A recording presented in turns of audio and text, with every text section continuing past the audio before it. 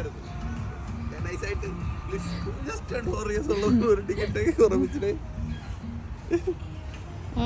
അവർക്ക് ഇഷ്ടമാണ്. അല്ല 70 രൂപയെ ലാഭിച്ചു. ഇന്നലെ എന്റെ ഐഡിയ ഇല്ല പെണ്ണുങ്ങളെ പിടിച്ചിട്ട് ആ പാർക്കിങ് ഞാനാണ് ക്ലാസ് തുറന്ന് ചോദിച്ചത്.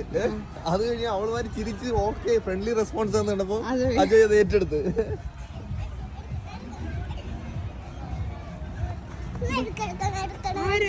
പോയി അവന്മാരെ കാണ്.